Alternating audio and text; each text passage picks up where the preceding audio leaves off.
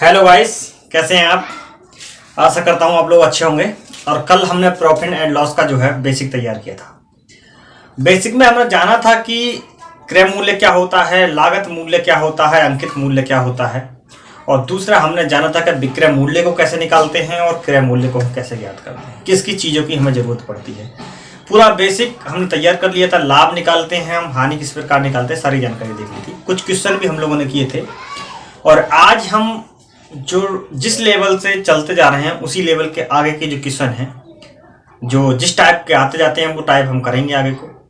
तो वीडियो बहुत ही महत्वपूर्ण है, तो चैनल को सब्सक्राइब कर लें, बेल आइकन को प्रेस कर दें, क्योंकि ऐसी ही वीडियो मैं आप लोगों के लिए लेकर आऊँगा। उसके बाद में हमारा जो प्रश्न है, उस प्रश्न में लिखा हुआ है कि एक व्यक्ति एक वस्तु 960 रुपये में बेचता है। एक व्यक्ति है और वो उस वस्तु को 960 रुपये में बेच रहा है और कह रहा है कि उस पर जो है 4% की हानि सहता है। यानी 960 रुपये में उस वस्तु को बेचने के बाद में 4% की हानि भी सह रहा है। उस वस्तु का क्रय मूल्य ज्ञात कीजिए। आपने देखा है यहाँ पर कि जो उसका विक्रय मूल्य है, उसने उस वस्तु को बेचा है, विक्रय किया है। विक्रय मूल्य कितना है? उसने जो बेची है चीज, वो बेची 960 रुपये में। उसने 960 रुपये में बेच दी। अब उसके बाद में कह रहा है कि मैंने इस पर हानि उठाई। हानि उठाई इसने कितने की? 4% की हानि उठाई। जब इसने 4% की हानि उठाई, उसके बाद में ये कह रहा है कि इस पर क्रय मूल्य बताइए कि जो मेरा क्रय मूल्य था वो कितना था। क्रय मूल्य ज्ञात करवा रहा। ठीक है, तो क्या दिक्कत है? बड़ी आसान सवाल है। मैंने आपको बताया था कि जब हमें क्रय मूल्य ज्ञात करना होता है तो हमें हानि या लाभ पता होना चाहिए, और दूसरा जो हमने विक्रय मूल्य पता होना चाहिए कि हमने वस्तु कितने की बेची। और जब हम बेचेंगे तभी तो हमें हानि होगी।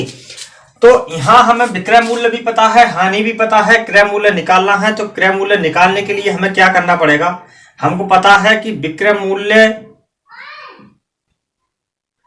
गुणा में 100, और यहां हमें लिखना पड़ेगा 100 माइनस के हानि, क्योंकि हानि हमको दे रखी है।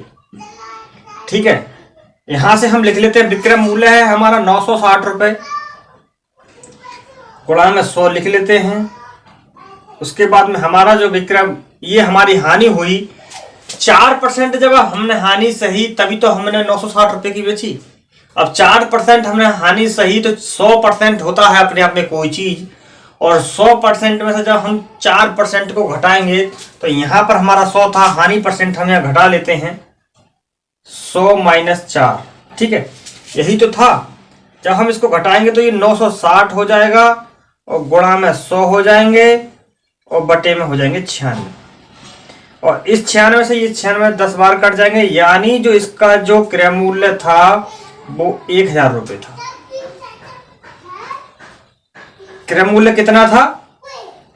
1000 रुपये। समझ रहे मेरी बात? विक्रय मूल्य 960, हानि हुई 4%, क्रय मूल्य पूछ लिया, क्रय मूल्य को हमने निकाला, 1000 रुपये इसका क्रय मूल्य था। उसके बाद में हम देखते हैं दूसरा प्रश्न। दूसरा प्रश्न हमारा क्या है? दूसरा प्रश्न देख लीजिए। दूसरे प्रश्न में कहा है कि एक टेप रिकॉर्डर 960 रुपये में, 950 रुपये में बेचने पर मुझे 5% की हानि होती है। एक व्यक्ति है और वो व्यक्ति ये कह रहा कि मैंने एक टेप रिकॉर्डर था, वो मैंने 950 रुपये का बेच दिया, और जब उस टेप रिकॉर्डर को मैंने बेचा तो मुझे जो हानि हुई वो 5% की हुई। 950 रुपये बेचने पर मुझे जो हानि हो रही है वो हानि हो रही है 5% की। अब उसके बाद में कह रहा है कि उसे 1040 में बेचने पर मुझे कितने प्रतिशत का लाभ होगा। 950 रुपये में बेचने पर मुझे 5% की हानि हो रही है, और मैं उसको 1040 में बेचूंगा, तब मुझे कितने प्रतिशत का लाभ होगा, ये पूछा है इसने। विक्रय मूल्य इसने दिया है पहले से ही, ऑलरेडी एक विक्रय मूल्य दिया है। उस विक्रय मूल्य को इसने लिखा है 950 रुपये में इसने बेची है कोई चीज। जब इसने 950 रुपये में बेची है और इसको हानि हो रही है, हानि कितने की हो रही है ये देख लीजिए। हानि हो रही है 5% की। जब 5% की हानि हो रही है तो यहां हमें पहले क्रय मूल्य निकालना पड़ेगा। क्रय मूल्य निकालने के बाद में जो उसने दोबारा बेची है चीज, वहां पर हम लाभ देखेंगे कितना लाभ हो रहा है, उसके बाद में तब हमें लाभ परसेंटेज निकाल पाएंगे। तो यहाँ पर हम क्रय मूल्य निकाल लेते हैं वस्तु का। तो हमें पता है पहले क्रय मूल्य हमें निकालना है। तो विक्रय मूल्य इन्होंने दिया है 950 रुपये। विक्रय मूल्य होता है गुणा में 100 लिखने पड़ते हैं।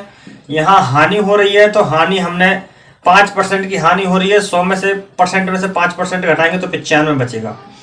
95 से जब इसको डिवाइड करेंगे तो ये निकल कर आ जाएगा 1000। अब 1000 रुपये हमारा क्रय मूल्य था। अब इसने ये कहा है कि अगर मैं इस वस्तु को 1040 रुपये में बेचता हूं, दूसरा जो विक्रय मूल्य है इसका, दूसरा जो विक्रय मूल्य है वो है 1040 रुपये। समझ रहे हो? 1040 रुपये इसका दूसरा विक्रय मूल्य है और ये हमारा जो है क्रय मूल्य है। अब इसमें और इसमें जो डिफरेंस है यानी जो लाभ हो रहा है वो हो रहा है हमारे 40 रुपए का। 1000 रुपए की चीज खरीदी थी हमने और 1040 रुपए में दोबारा बेच रहे हैं। यहां हमसे लाभ प्रतिशत पूछ रहा है, लाभ निकालने के लिए बोल रहा है। लाभ प्रतिशत 40 का हमें कुल लाभ हुआ। लाभ के लिए मैंने बताया था कुल लाभ पता होना चाहिए गुणा में 100 और बटे में जो हमारा क्रय मूल्य था। ये हमारा क्रय मूल्य निकल कर आया है, क्रय मूल्य। ठीक है, ये वाला हमारा जो है क्रय मूल्य है। इस क्रय मूल्य को हम बटे में लिख देते हैं। 2 जीरो से 2 जीरो का आउट हो गए और 1 जीरो से 1 जीरो कट हो गया, यानी 4% का जो है लाभ हो गया। अगर 1040 रुपए में हम इस चीज को बेचेंगे तो जो हमें लाभ होगा वो हमें 4% का होगा। ऑप्शन नंबर बी सही है इसका। स्क्रीन पर आप लोग प्रश्न को देख ही रहे होंगे। उसके बाद में बात करते हैं हम दूसरे प्रश्न की। दूसरे प्रश्न में तीसरा प्रश्न, तीसरे प्रश्न की हम बात कर लेते हैं। तीसरे प्रश्न में उन्होंने क्या कहा है? तीसरा प्रश्न है हमारे पास में कि एक वस्तु है और उसको 700 रुपए में बेचने पर 30% की हानि होती है। एक वस्तु उन्होंने 700 रुपए में बेची और उस वस्तु को बेचने में जो हानि हो रही है वो हो रही है 30% की। वह उसे कितने में बेचे कि इसे 30% का लाभ हो? पहला जो उसने विक्रय मूल्य खुद बताया है, जो उसने अपना जो विक्रय मूल्य बताया, जो बेचा, वो बेचा दोस्तों 700 रुपए में उसने बेच दिया। जब उसने 700 में बेची तब उसने बताया कि जो मैंने 700 रुपए में वस्तु बेची इस पर मुझे हानि हुई। इस पर हानि हुई उसे 30% की, और 30% की हानि हुई। अब ये कह रहा है कि मैं इसी वस्तु को कितने रुपए में बेचूं जिससे कि मुझे 30% का लाभ हो। विक्रय मूल्य दिया है, हानि दी है। सबसे पहले हमें यहाँ क्रय मूल्य निकालना पड़ेगा, क्योंकि हम क्रय मूल्य निकालेंगे उसी के बाद में हम उसको 30% लाभ पर बेचेंगे। तब हमें पता चलेगा कि हम जिस चीज को बेच रहे थे वो चीज हमारी कितने रुपए की बिकनी है। 30% लाभ लेकर के निकालिए। 700 रुपए हमको दे रखा है उसने विक्रय मूल्य, गुणा में 100 और बटे में 100 माइनस 30 करना पड़ेगा। हानि दे रखी है तो यहाँ हम ऑलरेडी कर देते हैं 70 से 700 को डिवाइड करेंगे 10 बार आएगा, यानी 1000 रुपए का जो है हमारा क्रय मूल्य था। अब उसने ये कहा था कि मैं जब 1000 रुपए की चीज को बेच रहा हूं जो है 30% जो है लाभ पर। अब जब मैं 30% लाभ पर इसको बेचूंगा तब मुझे कितने का जो है विक्रय मूल्य होगा। तो जब मैं यहां पर मैंने आपको बताया था कि विक्रय मूल्य ज्ञात करना होता है, तो वो कैसे ज्ञात करते हैं? 1000 रुपए यानी क्रय मूल्य, और यहां पर विक्रय मूल्य का लाभ हो रहा है 30%, यहाँ 30% बढ़ा दिया हमने, और यहां हमें 100 लिखना है। 2 जीरो से 2 जीरो कट कर दिए और 130 की जब मैं 10 में गुणा करूंगा तो 1300 रुपए निकल कर आ जाएगा। यानी उस वस्तु को उसे 1300 रुपए में बेचना पड़ेगा, तब उस व्यक्ति को जो है जो लाभ होगा वो 30% का लाभ होगा। समझ रहे हो मेरी बात? जब वो उस व्यक्ति को 1300 रुपए में बेचेगा तब ही उसे 30% का लाभ होगा। समझ गए? चलिए अगली बात करते हैं।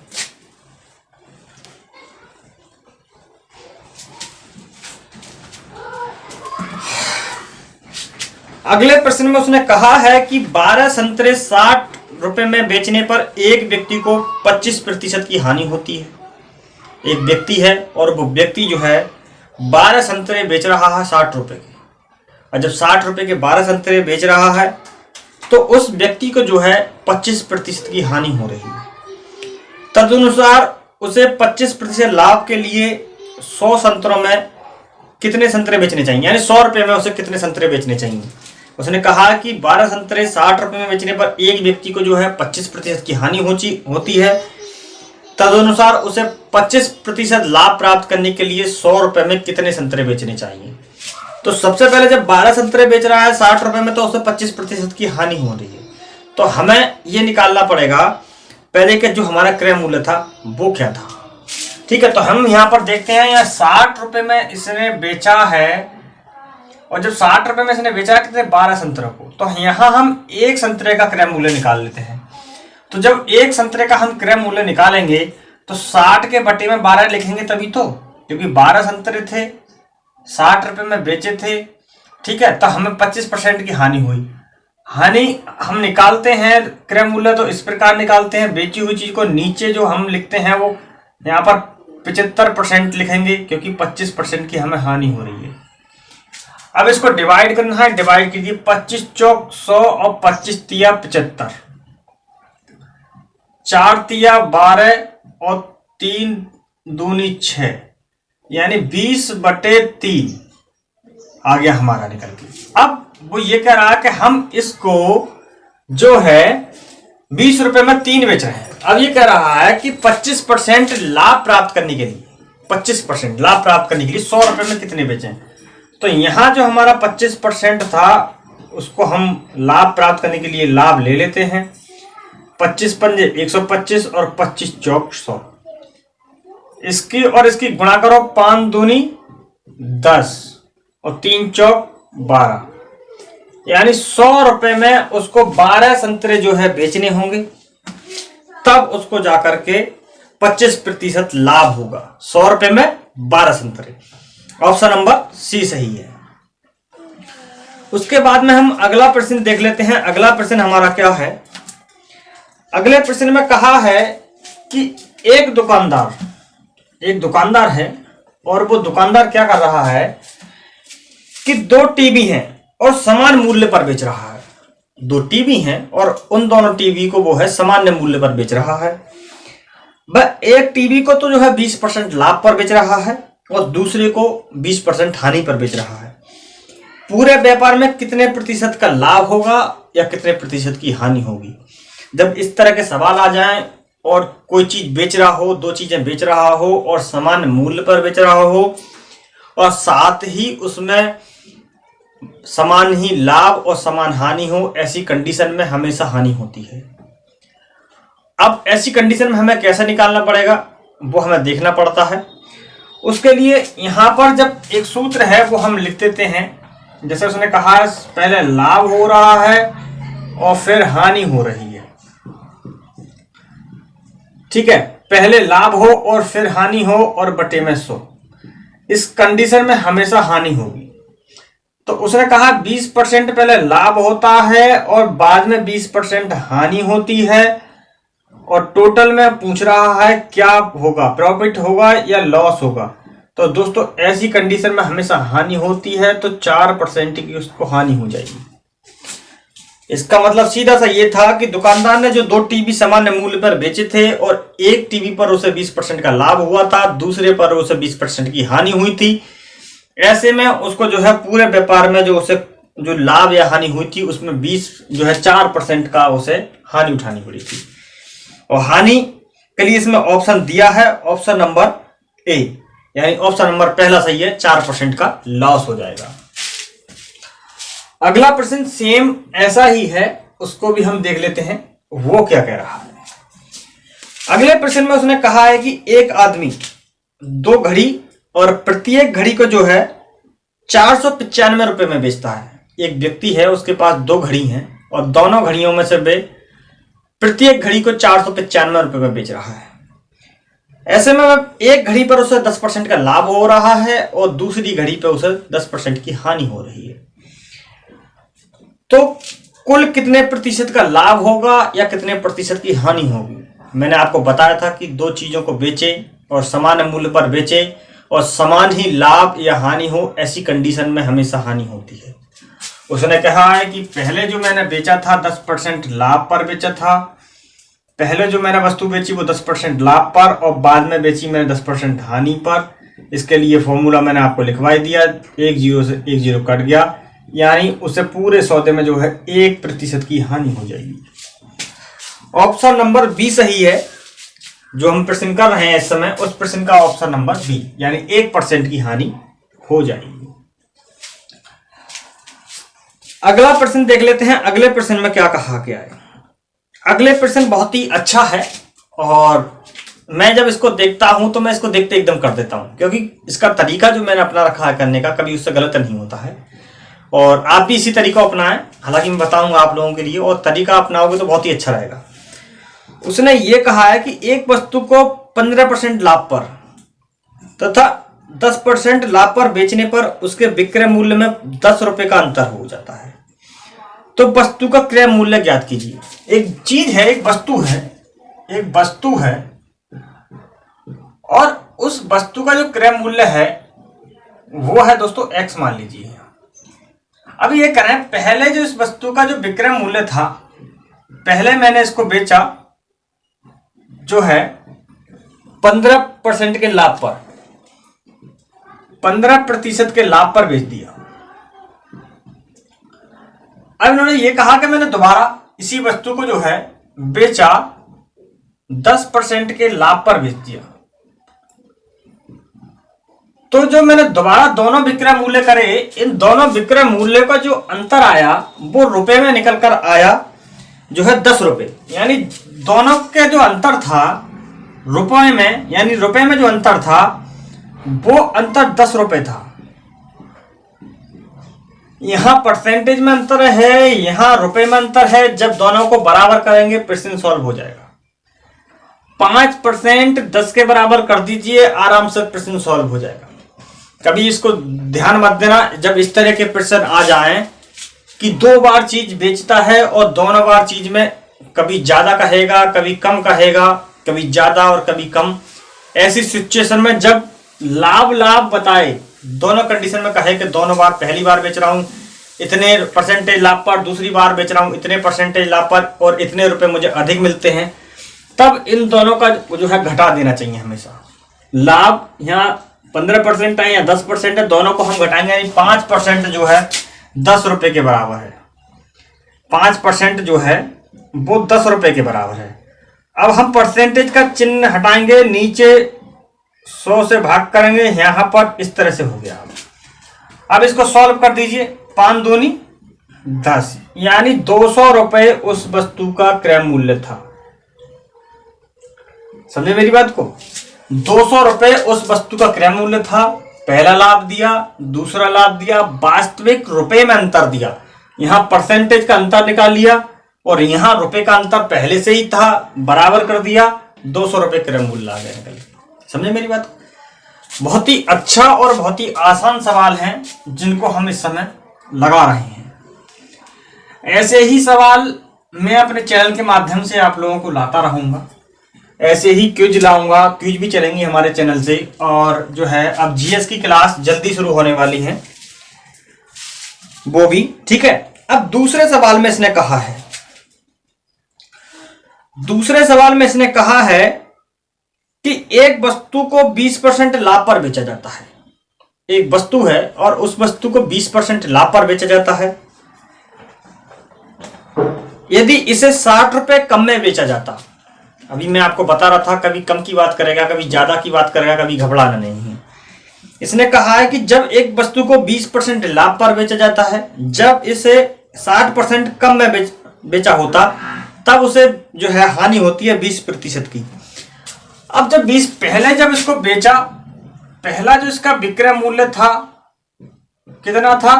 20% लाभ हुआ पहले विक्रय मूल्य पर। पहले विक्रय मूल्य पर जो लाभ हुआ था वो हुआ था दोस्तों 20% का लाभ हुआ था, लाभ हुआ। और दूसरे पहले विक्रय मूल्य पर ठीक है, पहले विक्रय मूल्य पे। दूसरे पर जो लाभ हो रहा है, दूसरे पर जो लाभ हो रहा है वो कितना हानि हो रही है, दूसरे पर जो हानि हो रही है वो 20% की हो रही है। और उन्होंने यह कहा है कि 60 रुपए कम में बेचता, यानी अंतर, इन दोनों को जो अंतर है वो अंतर दे रखा है उनने 60 रुपए। जब एक बार लाभ आ जाए और एक बार हानि आ जाए तो इन दोनों को जोड़ देना चाहिए, क्योंकि ये इस 40 का अंतर 60 के बराबर है। 40% का अंतर और 60 रुपए की वास्तविक संख्या के बराबर है। जब हम इसको बराबर कर देंगे एकदम निकल के क्रय मूल्य आ जाएगा। कर दीजिए बराबर। यहां 40% हो गया कितने रुपए के बराबर, 60 रुपए के बराबर। काट दीजिए से, एक जीरो से एक जीरो कट गया, 2 दूनी 4 और 2 पंजे 10 और 2 तिया 6, यानी 15 रुपए जो है उसका जो था 150 रुपए, सॉरी यहां हम लिखना भूल गए थे, यहां 100 से भाग करनी थी, सॉरी मिनट रुको। यहां जो था 40% का अंतर आया था निकल के, और हम इसे परसेंटेज हटाएंगे, परसेंटेज का चिन्ह हटाएंगे तो नीचे 100 से भाग करनी पड़ती है, और 60 रुपए हमारा वास्तविक संख्या था। इसको हम इसे डिवाइड कर देंगे और यहाँ हम 25 से डिवाइड कर देंगे, और ये आ जाएगा दोस्तों हमारा 6 गुणा 25 यानी 150 रुपए। ठीक है, जो हमारा क्रय मूल्य था 150 रुपए था। ऑप्शन नंबर सी सही है answer. Option number B, option number B इसका राइट आंसर है। अगले प्रश्न में बात कही है, किसी वस्तु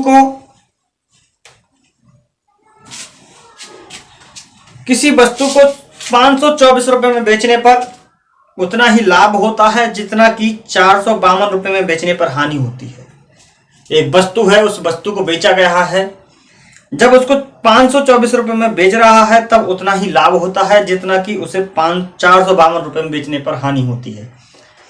जब पहले बेचे और उस पर लाभ बताए, मूल्य बताए, विक्रय मूल्य बताए, उसको बेचे और उस पर लाभ बताए, दोबारा उसको बेचे, उस पर हानि बताए और हानि नहीं दी हो, तो ऐसी कंडीशन में क्या करते हैं, 524 रुपए जो हमारे पहले हमने उसको बेचा था और नीचे हमने बेचा था 452 रुपए में, इसको ऐड कर दीजिए। 4 और 2 6 और 5 और 2 7 और 5 4 9। अब जो हमारा 2 बार हमने इसको बेचा, हम इसको अगर 2 से डिवाइड कर देंगे, भाग कर देंगे, तो 2 चौक 8 और 2 अट्ठे 16, 2 अट्ठे 16, यानी जो हमारा क्रय मूल्य था वो हमारा क्रय मूल्य था 488 रुपए। Option number C answer. ठीक है, इसका सी आंसर जो है राइट आंसर है। उसके बाद में हम बात करते हैं अगले क्वेश्चन के बारे में। अगले प्रश्न में उसने कहा है कि एक बेईमान है और वो बेईमान अपनी चीज बेच रहा है और वो कहता है कि अपना माल लागत मूल्य पर बेचता है। जो एक बेईमान विक्रेता है और वो अपना माल बेच रहा है लागत मूल्य पर, बोलता है कि मैं अपने जो माल बेचता हूँ वो मैं अपनी जो लागत मूल्य तैयार करता हूँ उसी पर बेचता हूँ, और वह 1 किलो के स्थान पर 900 ग्राम का प्रयोग करता है, 900 ग्राम तोलता है। तदनुसार उसके लाभ प्रतिशत जो है ज्ञात करना है। तो एक आपको पता होगा कि जो 1 किलोग्राम में जो होता है, 1 किलोग्राम में कितने ग्राम होते हैं, 1 केजी में हमेशा 1000 ग्राम होते हैं, और ये दे कितना रहा है 900 ग्राम। कितने की बेईमानी कर रहा है, 100 ग्राम की। जब ये 100 ग्राम की बेईमानी कर रहा है, हम निकालते हैं तो यहां पर कितने पर निकाल रहा है, बेईमानी कर रहा है 900 पे कर रहा है। 2 जीरो से 2 जीरो कट कर दिए, 9 से काटो 100 के लिए, 9 एकड़ 9 और 9 एकड़ 9 और 1/9, 11 सही 1/9% जो है वो बेईमानी करता है। कितनी बेईमानी करता है, 11 सही 1/9% की बेईमानी करता है। समझे मेरी बात को। दूसरा सवाल है हमारा। दूसरे सवाल में उसने कहा है कि एक बेईमान विक्रेता अपने सामान को 10% लाभ पर बेचता है। एक विक्रेता है, बेईमान है, और वो बेईमान विक्रेता जो है अपने माल को जो है 10% ऑलरेडी ही लाभ पर बेचता है, कह करके कि मैं 10% लाभ ले रहा हूं उस पर। अब वो क्या कर रहा है, लेकिन वह 1 किलो के स्थान पर जो है 800 ग्राम का जो है भार का इस्तेमाल करता है। अब उन्हें 10% तो पहले ही ले लिया, कह करके कि मैं भाई जो है तुमसे 10% लाभ कमा रहा हूं, लेकिन वो जो है 800 ग्राम बाट का इस्तेमाल कर रहा था, तो उसका कुल लाभ जो है परसेंटेज में पूछा है। मैंने आपको बताया था कि 1 केजी की जो संख्या होती है और उसमें जो है 1000 ग्राम होते हैं,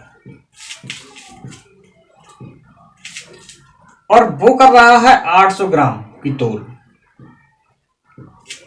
कितने की बेईमानी कर रहा है? 200 ग्राम। निकाल लीजिए, 200 ग्राम की बेईमानी कर रहा है कितने पर? 800 पर। 2 जीरो से हम 2 जीरो काटेंगे और 2 चौक 8 हो जाएंगे, और ये हो जाएगा 25%। यानी वो 800 ग्राम की तोल करके 25% की और बेईमानी कर रहा है। 10% की पहले बेईमानी कर रहा था, 25% की और बेईमानी कर रहा है। अब दोनों को ऐड कर दीजिए। अब ये कैसे ऐड करेंगे?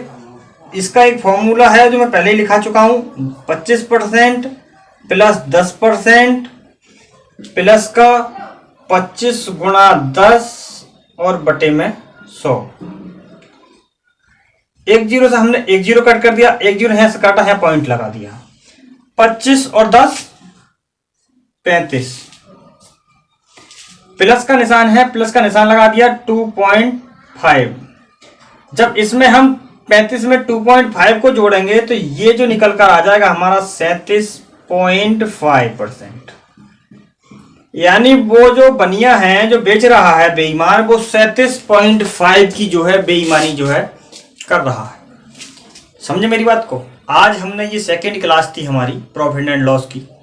ऐसी ही क्लासें हम लगातार पढ़ेंगे अपने चैनल के माध्यम से, और ऐसे ही मैं आप लोगों को समझाऊंगा।